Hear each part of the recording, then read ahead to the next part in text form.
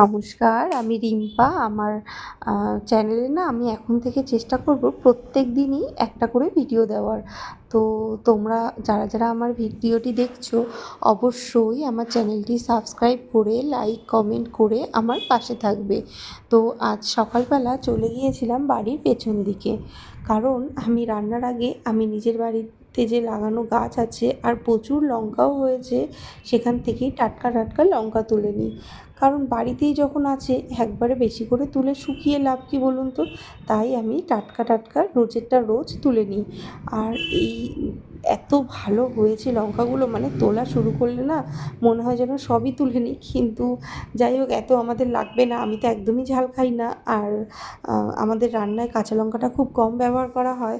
আর এই গাছটি না কালকে রাত্রেবেলা বেশ ঝড় হয়েছিল, বৃষ্টি হয়েছিল, গাছটি একদম মাটির সঙ্গে নেতিয়ে পড়েছে। আমাকে গাছটির গোড়ায় আবার কিছু মাটি দিয়ে গাছটিকে সোজা করতে হবে। যাই হোক, তাই এই গাছটি থেকেই আমি বেশ কিছু লঙ্কা তুলে নিচ্ছিলাম।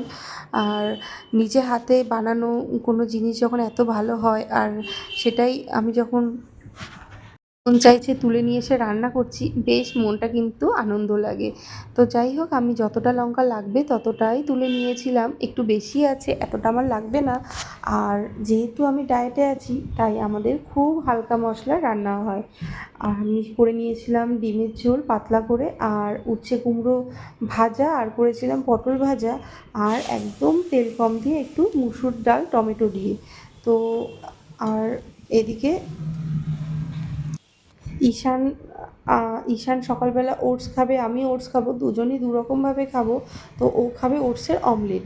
এই অমলেটটা না খেতে দারুণ হয়। মানে তোমরা যারা ওটস খেতে পছন্দ করো না, আমাকে যদি তোমরা কমেন্ট করো, আমি অবশ্যই একদিন এই অমলেটটার রেসিপি শেয়ার করবো আলাদা করে। তো এই অমলেটটা যারা ওটস খেতে একদমই পছন্দ করো না, আমি বলবো একবার যদি খেয়ে, মানে তোমাদের মুখে লেগে থাকবে। আর বেশ মোটা করে আমি একবারে একটাই অমলেট করেছিলাম। আর এটা এই যে একদম রুটি করা চাটুতে অল্প তেল দিয়ে এইভাবে করে ঢেকে রেখেছিলাম, ঢেকে রেখে একদম গ্যাস কমিয়ে রেখে দিয়েছি। তো তারপরে উল্টে দিলেই আমার অমলেটটা রেডি। আর এতটাই নরম হয় আর খেতে ভালো হয়, মানে এটা খেলে অনেকটা টাইম পেটটাও ভরা থাকে। আর এদিকে আমি খাবো ওটসটা টক দই দিয়ে। তো আমি একটু নিয়ে নিয়েছিলাম ফলের মধ্যে আজকে তরমুজটাই ছিল, তরমুজ, টক দই, ওটস আর একটু মধু মিশিয়ে নিয়েছিলাম। কারণ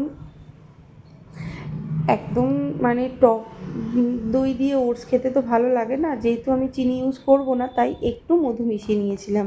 আর এখানে ঈশান আর আমি খেতে খেতে একটু গল্প করে নিচ্ছিলাম। আর ওর খাওয়ার পরেই আবার অনলাইন ক্লাস শুরু হবে, সেই জন্য ওকে বললাম তাড়াতাড়ি করে খেয়ে নে। আর আজকে সারাদিন কী কী ওর শিডিউল আছে সেগুলো ওকে সেট করে দিচ্ছিলাম, কারণ ওকে আবার ক্যারাটেতে যেতে হবে, আর সামনেই ওর এক্সাম চলছে। ওটাই ওকে টাইমারটা দিয়ে দিচ্ছিলাম যে এই টাইমে এটা করে নে, ওই টাইমে ওটা করে নে। তো আমরা মা ছেলে গল্প করতে করতে ব্রেকফাস্টটা করে নিচ্ছিলাম। আচ্ছা, তোমরা কোন ধরনের ভিডিও দেখতে ভালোবাসো? মানে আমি রান্নাঘরের রোজ রোজ রান্নাঘরের ভিডিও দেবো, নাকি আমি রোজকার কী করছি, নাকি ডায়েটের জন্য কী করছি সেগুলো তোমাদের সঙ্গে শেয়ার করবো? অবশ্যই আমাকে কমেন্ট করো।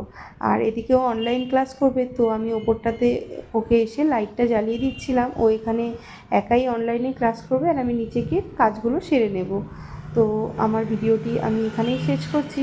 তোমাদের কীরকম লাগলো আমাকে জানিও, আর কী কী প্রবলেম হচ্ছে তোমাদের বুঝতে আমাকে অবশ্যই কমেন্ট করো।